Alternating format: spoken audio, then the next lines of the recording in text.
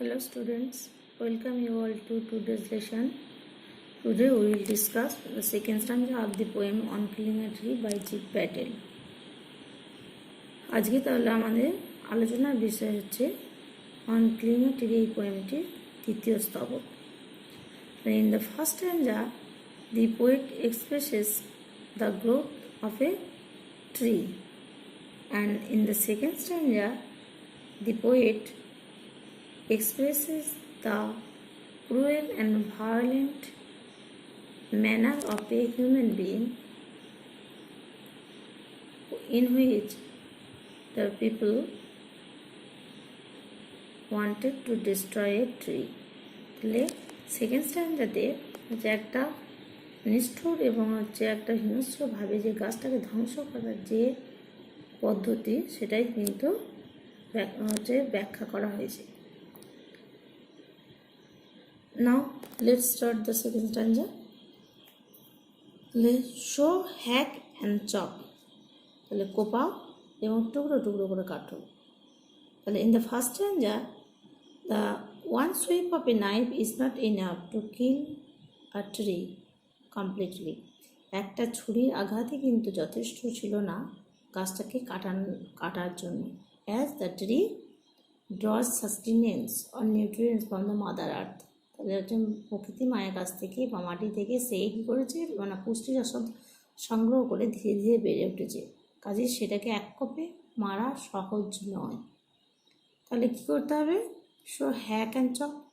তাহলে কোপাও এবং টুকরো টুকরো করে কাটো. And but this alone won't do it. কিন্তু এটা একাকী কিন্তু কিছুই করতে পারবে না. তাহলে দিস এই ওয়ার্ডটা this is referred to what is referred to here by using the word this. This is referred to hacking and chopping of a tree. তাহলে এই যে হ্যাকিং করা বা চপিং করার কাজটাকে হচ্ছে দিস হিসেবে বর্ণনা করা হয়েছে. এই দিস অ্যালোন একাকী ওন্ট ডু ইট মানে পারবে না. ডু ইট মানে কিল ইট. ইট মানে কিল দ্য ট্রি. তাহলে ইট বলতে কোনটাকে বলা হয়েছে? গাছটাকে. ডু মানে এখানে কিল. তাহলে হ্যাকিং বা চপিং এটাই কিন্তু এই গাছটাকে হত্যা করতে পারবে না একাকি. মানে হ্যাকিং বা চপিং এর দ্বারা গাছটা কমপ্লিটলি ডিস্ট্রয় করা যাবে না, ধ্বংস করা যাবে না. বুঝছি? তাহলে এই through this line the poet also expresses তা হচ্ছে কি না in violent and cruel manner that the people uses to destroy the tree.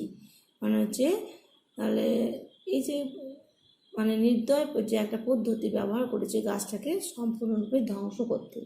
তাহলে through this activity the man's হচ্ছে insensitive and cruel attitude towards nature is expressed. তাহলে মানুষের যে নির্দয় এবং হচ্ছে সংবেদনশীলতা প্রকৃতির প্রতি সেটাই কিন্তু প্রকাশিত হয়েছে. কারণ বাই ডিস্ট্রয়িং বা বাই কিলিং বা হ্যাকিং অর হচ্ছে chopping a tree they don't feel any remorse. মানে তারা কোনো রকম কিন্তু কোনো বিষণ্ণতা অনুভব করে না. They don't have any guilty feeling. তাদের কোনো অপরাধবোধও কাজ করে না. কারণ they consider the tree as a lower life form. কারণ গাছকে তারা হচ্ছে খুব নিম্নমানের লাইফ ফর্ম হিসাবে মনে করে, মানে জীব হিসাবে হচ্ছে মনে করে. তাই তারা এইভাবে কাটতে পারে. আর কিন্তু we should consider trees role in nature is not so insignificant. তাহলে গাছের যে ভূমিকা এই প্রকৃতির মধ্যে যে এতটা কিন্তু অতাৎপর্যপূর্ণ নয়, সেটা কিন্তু আমাদের মনে রাখতে হবে. কারণ হচ্ছে যে trees are is nothing but A chain of ecological balance nature. মানে প্রকৃতির মধ্যে একটা ভারসাম্য বজায় রাখার ক্ষেত্রে একটা চেন হিসাবে কাজ করে.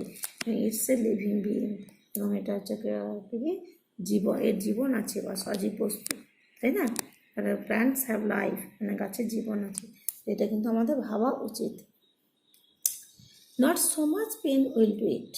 এবং কি এত যন্ত্রণা উইল ডু ইট মানে হচ্ছে নট সো মাচ পেন, এত যন্ত্রণাও পেয়েও উইল ডু ইট মানে এর কিছু করতে পারবে না।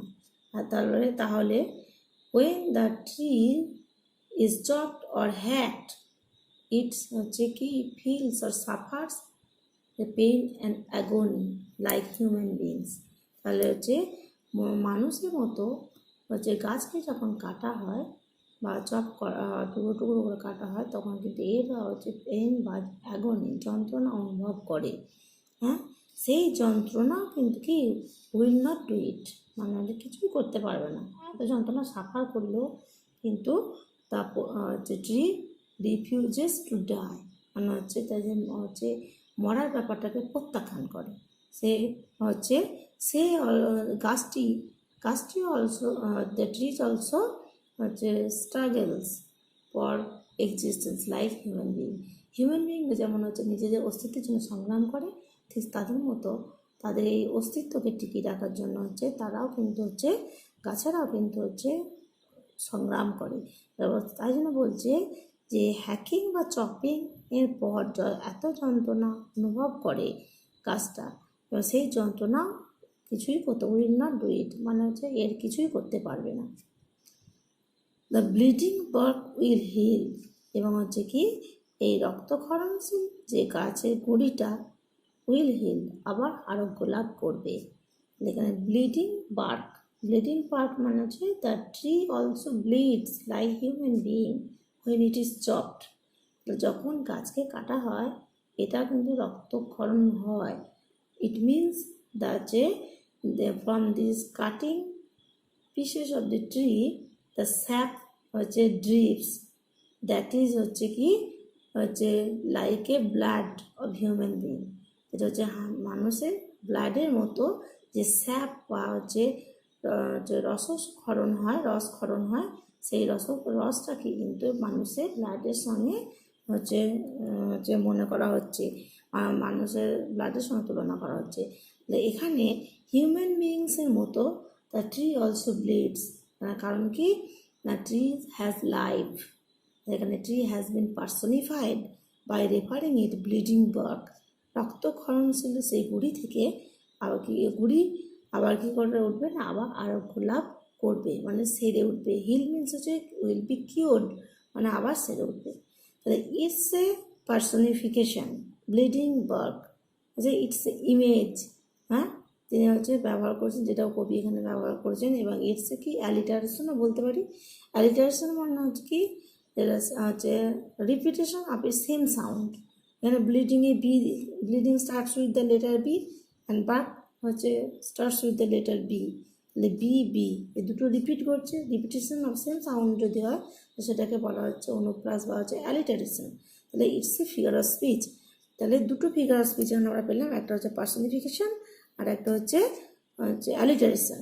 তাহলে পার্সনিফিকেশন কেন বলা হচ্ছে না হিউম্যান বিইংসের মতো গাছেরও রক্তপাত হয়। মানে গাছ কাটার পরে যে আমাদের যেমন কোনো হাত পা কেটে গেলে যেমন রক্তপাত হয় ঠিক সেরকম হচ্ছে গাছেরও হচ্ছে একটা যে রসক্ষরণ হয় সেটা রক্তের মতনই, যদিও সেটা কিন্তু লাল নয় তবুও হচ্ছে কি সেই রসক্ষরণটাকে বলা হচ্ছে এ হচ্ছে হিউম্যান বিইংসের রক্তক্ষরণের মতো। তাহলে এই জন্য একে কি পার্সনিফাইড করা হয়েছে as the trees have life, trees are considered to be a কি হিউম্যান বিইং। ওকে, নেক্সট পেজে চলে যাও। দেখো যে and from close to the ground এবং কি এবং মাটির খুব কাছাকাছি অংশ থেকে উইল রাইস মানে হচ্ছে বেড়ে ওঠে বা গজিয়ে ওঠে কার্লড গ্রিন টুইগস মানে কুণ্ডলিখিত। কার্লড মিনস হচ্ছে কুণ্ডলিখিত মানে গুটানো হচ্ছে গ্রিন টুইগস মিনস হচ্ছে ব্রাঞ্চেস অফ এ ট্রি মানে হচ্ছে স্মল টুইগস মানে হচ্ছে ছোট্ট ছোট্ট হচ্ছে শাখা পোশাকা কুণ্ডলীকৃত সবুজ রঙের শাখা পোশাকা সেই হচ্ছে গাছের গুঁড়ি থেকে আবার কিন্তু গজিয়ে ওঠে।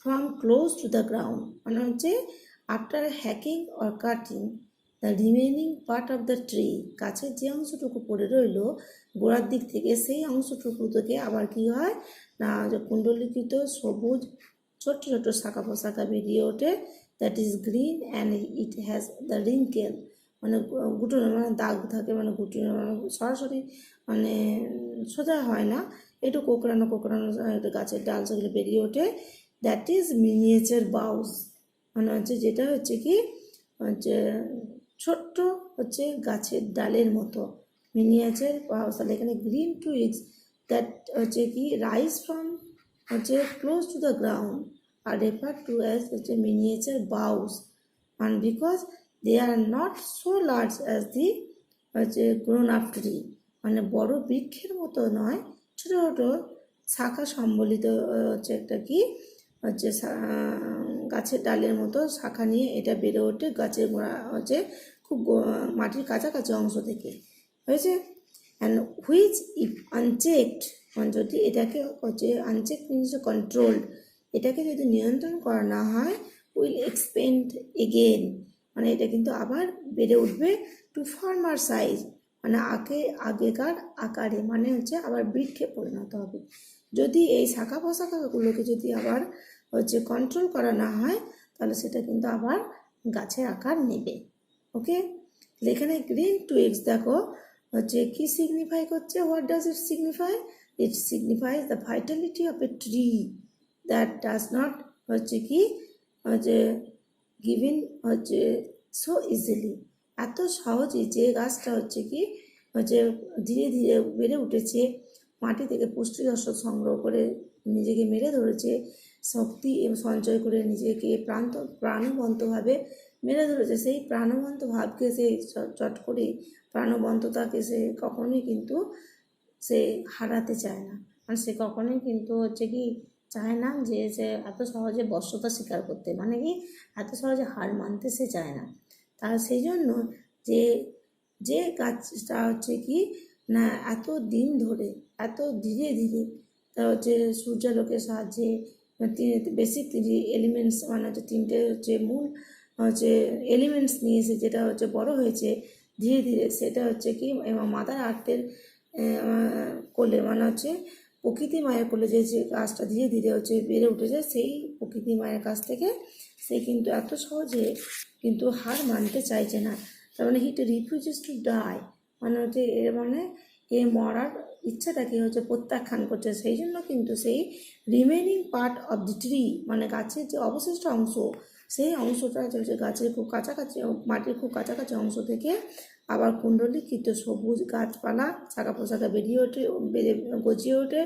অ্যান্ড মিনিয়েচার বাউস, যেটা হচ্ছে ছোট্ট হচ্ছে ডালপালার মতনই, মানে ছোট্ট পোশাকাযুক্ত, হুইচ শাখা পোশাকা ছোট্ট ছোট্ট শাখা পোশাকা বেরিয়ে ওঠে, হুইচ ইফ আনচেক, যেটাকে যদি নিয়ন্ত্রণ করা না হয় তাহলে will expend again two former size, সেটা কিন্তু আগের আকারে মানে আবার বৃক্ষের আকার সেটাকে নিয়ে নেবে যদি সেটাকে নিয়ন্ত্রণ করা না হয়ে থাকে।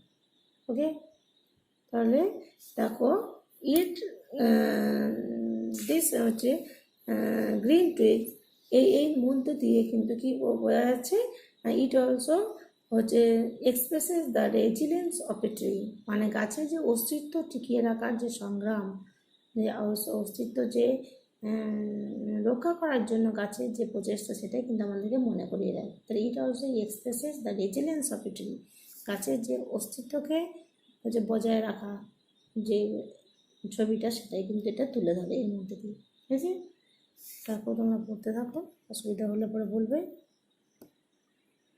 ওকে।